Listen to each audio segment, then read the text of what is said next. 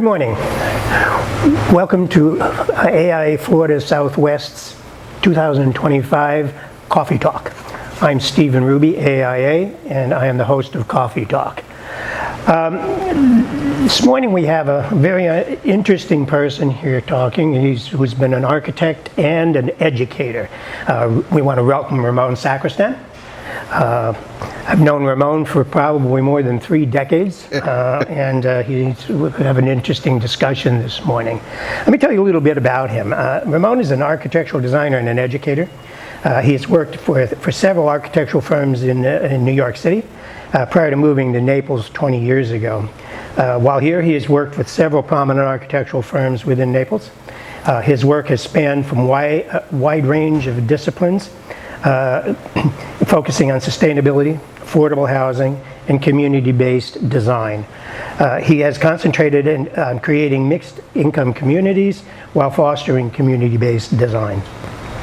He has contributed to several master plans in major metropolitan areas around the country, with particular emphasis on integrated urban infill into existing neighborhoods. He is using neo-traditional design principles. His experience encompasses commercial and residential projects of various sizes and scopes, which blends functionality with commitment to revitalizing community, enhancing the built environment. Ramon holds a Bachelor of Science in Architectural Technology from the New York Institute of Technology in New York City, as well as a Bachelor of Architecture degree from Florida Atlantic University. Additionally, he has completed 2 years of focused studies at the Cooper Union in New York City. Ramon is currently a Professor of Design and Technology at Lorenzo Walker Technical College here in Naples. Good morning, Ramon. Thank you. Thank you for having me, Steve.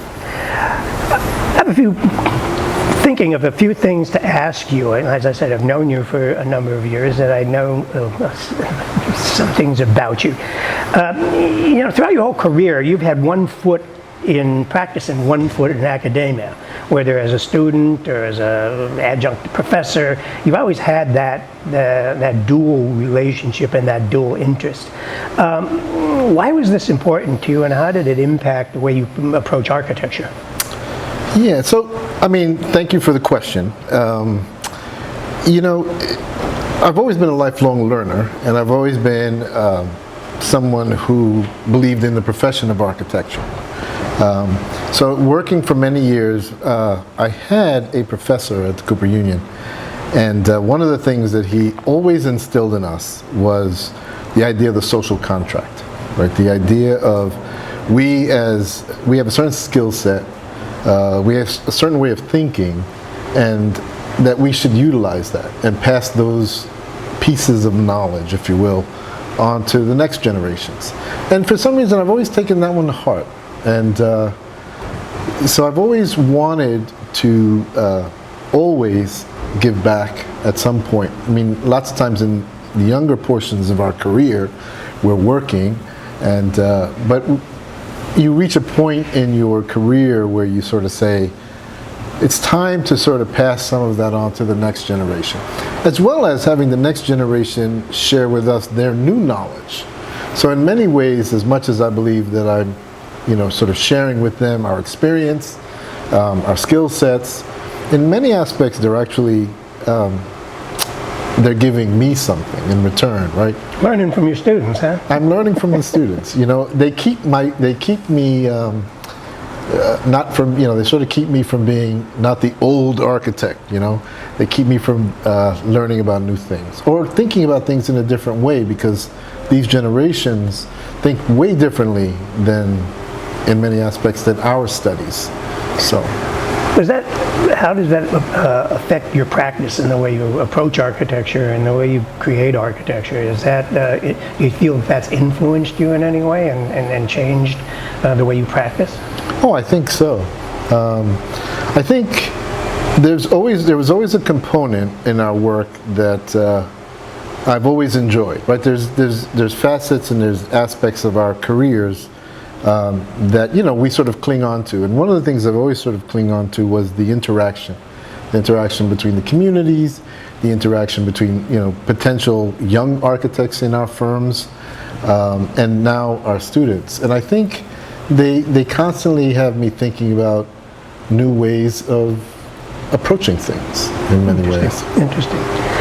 Now you mentioned that's a term that I've never heard used as social contract.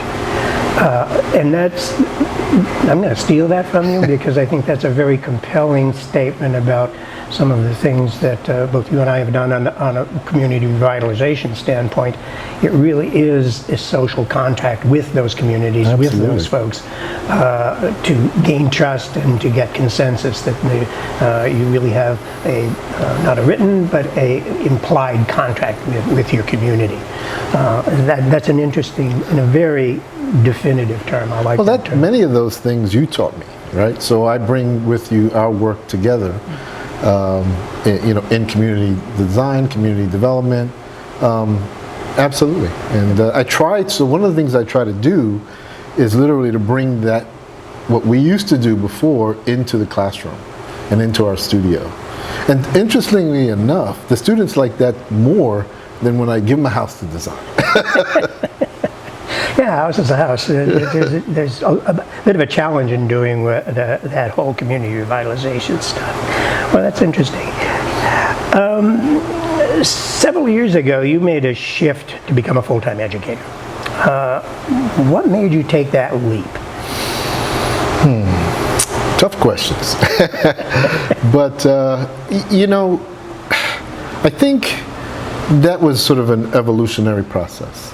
I was always the one, for some reason, I was always, working with communities. I'd have to get up and we'd have to sort of engage and interact with our communities. In the firms, as I started to move up the ranks and sort of become more, project manager, project architects, I wound up working with all of the new folks. And then, so I've always felt this sort of compulsion to want to, show or teach some of the newer architects in our firms. And I think it's sort of moved from that into, I've done certain typologies now over the years. I've done certain kinds of buildings of various sizes. I wanted to get back to my roots, which was research, which was writing, which was exploration. And I felt that there was an opportunity to sort of do that through teaching. Now, the way I became an educator at Lorenzo was interesting. So there was a professor who taught the program for 20 years, and I would volunteer. And I would work with him on one project out of the year, with the students. And so as my career was humming along, he would say, you should take over the class. I said, okay, thank you. I appreciate it, but I still got stuff to do in architecture. And then over the years, I got a call from him and he said, I'm stepping down. I'd like to give this to you. Because one, he recognized and acknowledged that he was up there in age and it was time for him to retire. And at that point, I was at a point in my career where I said, this is a new space I want to sort of tackle. And I think, and I accepted the offer, and I've enjoyed it ever since.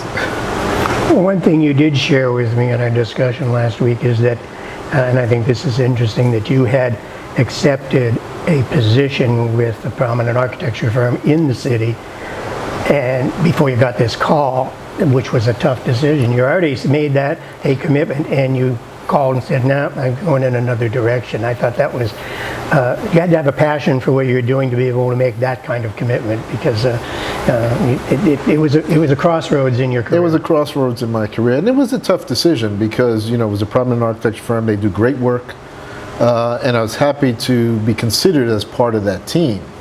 But as I started to reflect, I just started to think that perhaps I can make more of an impact if I can sort of spread the tentacles, out into our community, into Naples and beyond Naples, in Florida, wherever their path chooses them.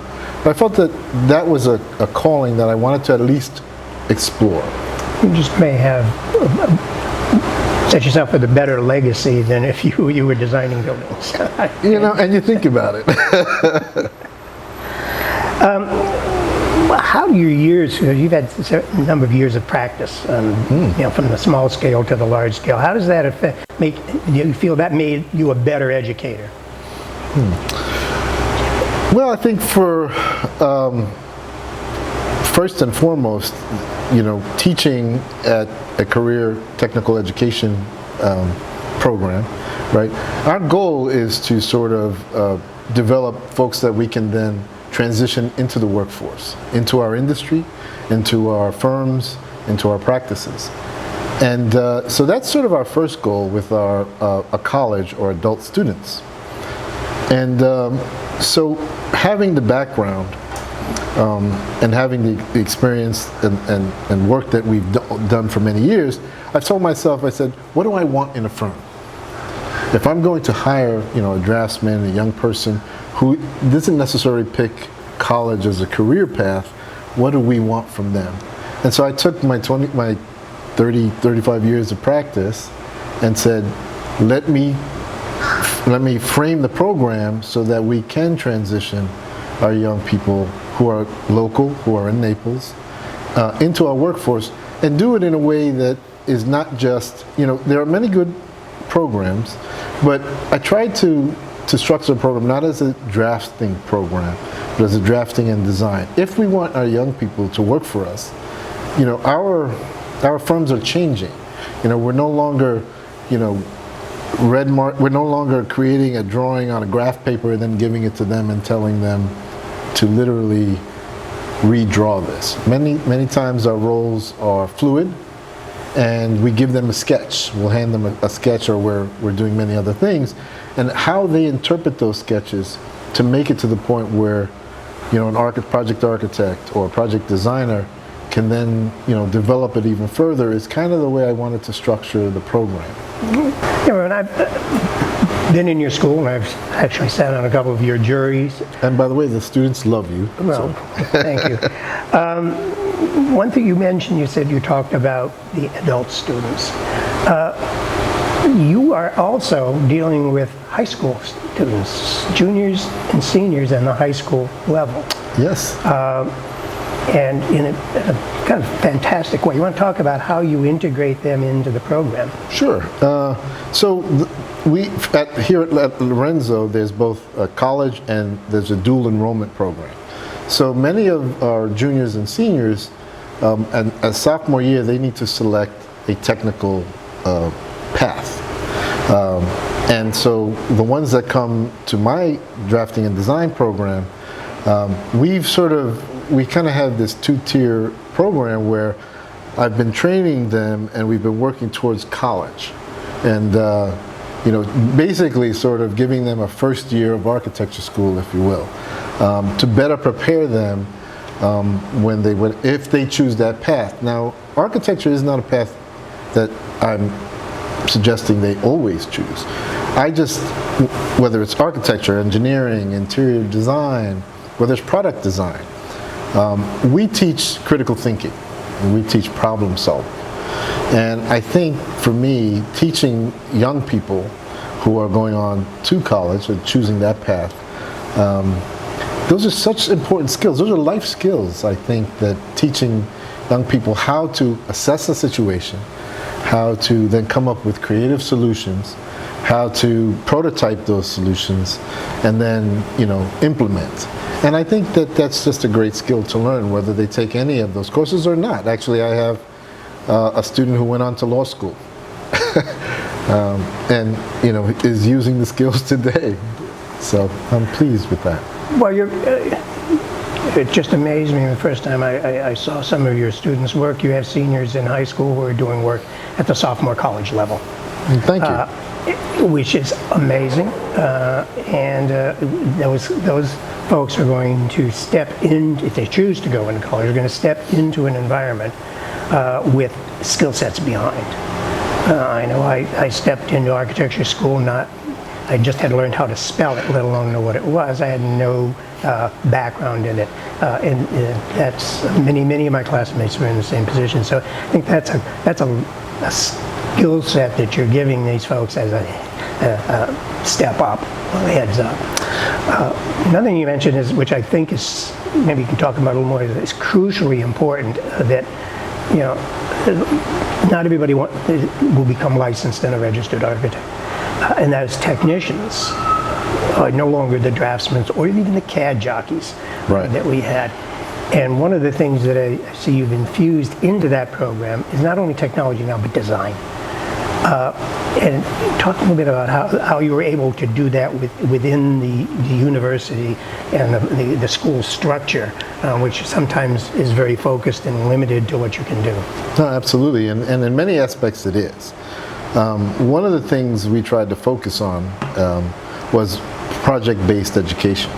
So before I sort of got involved, and again, they were working out of textbooks, they were doing assignments, but those, whether it was a stair detail or whether it was learning how to do a kitchen, they were disparate elements. And sort of my thinking was they needed to understand the holistic part of architecture. They needed to understand what the architects and what the designers are thinking in order to anticipate questions to ask as they're drafting and as they're producing construction drawings. And if I could put them in that position where they can sit down and sort of ask the questions, hey, what's your intent here? I think that just makes them more marketable. It makes them more valuable to the teams that they're going to be working on. And so we switched to project-based education. So the students get a program like we used to do in our studios with a narrative, and it could be a client, and they take it through, we take it through programming, we'll take it through schematic design, we'll take it through design development, and for certain aspects or certain projects, we'll take it all the way through preliminary CDs. But I just think giving them, again, an aspect of how we work in our industry just will make them more valuable as part of the team. Well, I think the way we deliver our designs and our products are totally different than in the age of the design department, the drafting department, the construction. Now it's integrated design. Absolutely. And it's team design. And for those technicians, even if they're not doing the design, they're not moving on to going on to architecture school, they understand the process and they understand how they fit in the process. And Absolutely. I think that's an aspect that you kind of added into that program that enriches the program. You mentioned before that, and I always say our members, our AA members, are constantly lamenting. I sit on the board, and I constantly hear, we can't retain, we can't find people. Local talent doesn't exist. It's a talent desert out there. And I think you talked about how your role as an educator, you're helping to fill that gap. But what else can we do to improve those conditions to get more robust talent pool here and to retain them here? Yeah, I think we're starting. I think Lorenzo Walker's program, with folks like myself, and it's not just me, but it's architects like yourself coming in, seeing what the pool talent is, and even working on some projects with students. I think it gets them excited, and I think our program is growing. When I took it over, there were 6 students. We now have over 37 students, and 4 classes going on simultaneously. So there is an interest, and and I think another thing I think was interesting is you have to spark their interest, and I think giving them projects, they sparked their interest. Whether it was from small to big, or whether it was cultural, whether it was local. And I think just keeping an open dialogue between what we're doing at the school and what our program, what our industry is, and really just getting our students out there. We've been fortunate enough over the last 3 years to have employed for our adults and even some of our high school students over 12 students, 12 to 15 students that are working in our industry locally. They're local, they want to stay here. One of the things I find with our students is that they want to stay here. But as you know, there's kind of a drain pool here, right?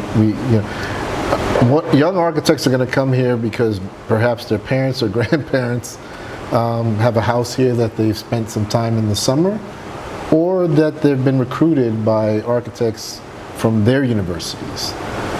So to have local talent that is excited about what we do, and to have local architects, designers, interior designers, engineers who are willing to sort of work with us and who are excited by the product we're producing and people that we're sort of interning with. I think it's just growing, and I think we just have to do more of it. How are you marketing your students? How do you get out to the word out to all of us who may not even know you guys exist? Is there a marketing arm, either soft or hard or formal or informal? Unfortunately, I don't think we do a very good job at that. Well, maybe we at AIA can help you with that effort a little bit. I think one of the ways in which we are starting to do that is literally to be producing young people who are interning, because we do have an internship program. Once they hit 70% of their program, they're allowed to intern. Okay. So we are actively looking for partnerships.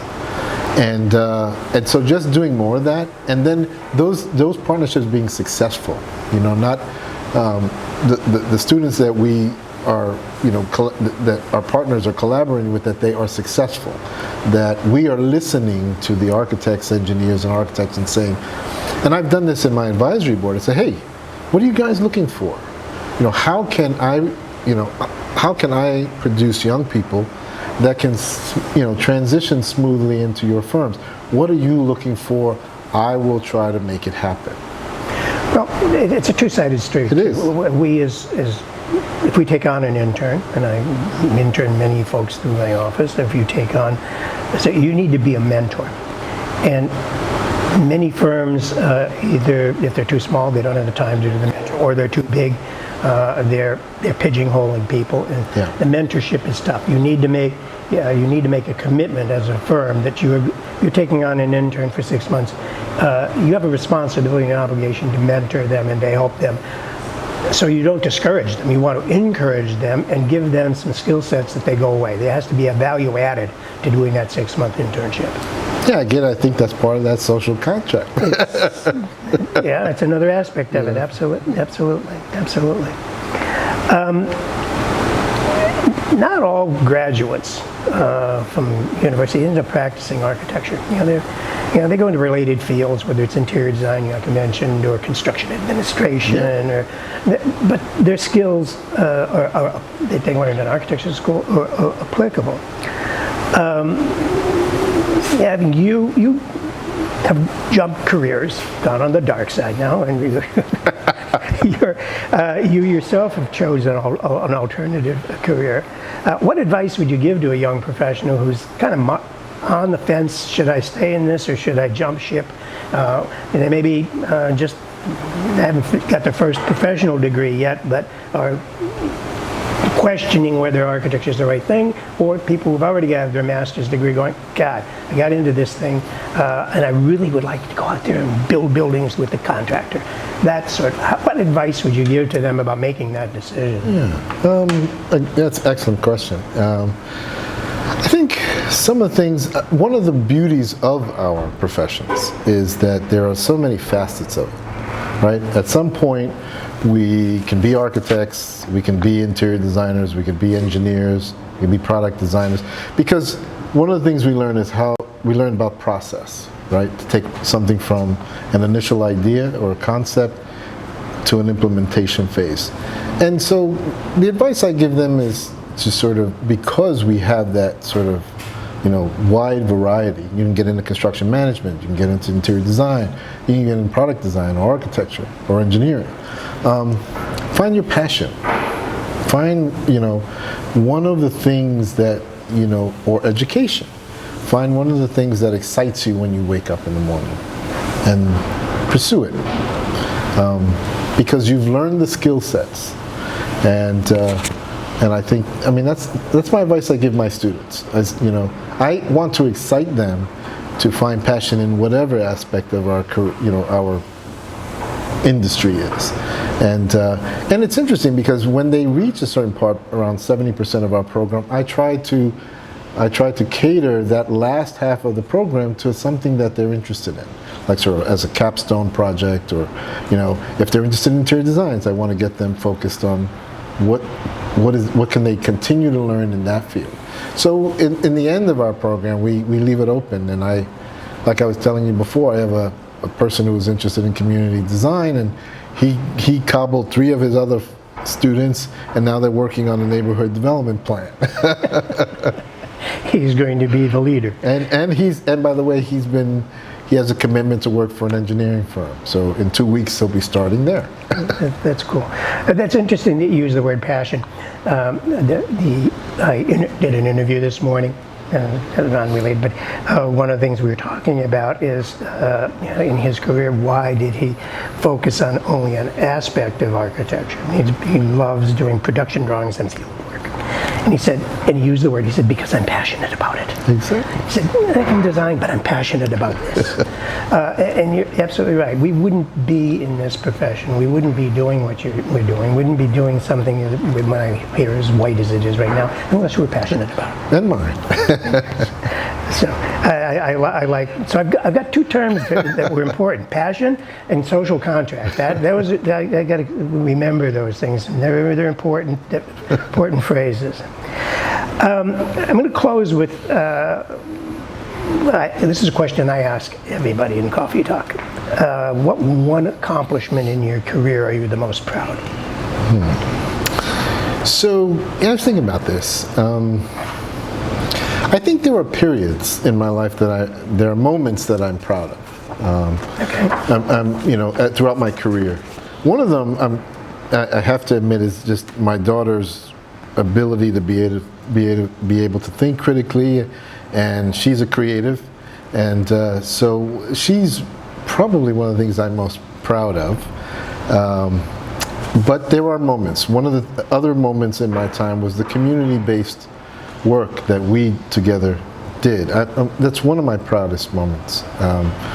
Literally standing in those community centers and just looking at folks and their sense of hope in what we were doing. That is a proud moment for me. And now just seeing a lot of my students who text me, who email me and say, hey, Mr. Ray, look at my project here. I have a student who's a Master's of Architecture student, and she sent me her work, and that's I'm proud of that potential legacy. I'm still new at it, but that I would have to say at the moment that's one of my proudest accomplishments. That newness maybe makes you unique in the educational field, because sometimes educators get burned out too easily and get complacent too easily. And there are days, in fact, when we have days like that. So it's not all roses, but at the same time, and it usually happens in tandem with each other. The moment you're feeling, am I getting across to them? I'll get a text from one of them saying, Mr. Ray, I had a great jury today, or one of my students says, my project was selected for the end of the year show, and that just picks you back up. It's the shot in the arm. That's the shot in the arm. Ramon, it was great talking with you. My as pleasure. Always. My pleasure. Thank you so much for taking a time out of your morning to come here and talk with us about what you do and why you do it. Well, and part of that is because you're one of my mentors. So hopefully I'm doing you proud as part of a legacy. Absolutely. Of Architects Unlimited. That's one of the reasons why you're sitting here. Thank you. Sure Thank you so much, Raymond. Okay.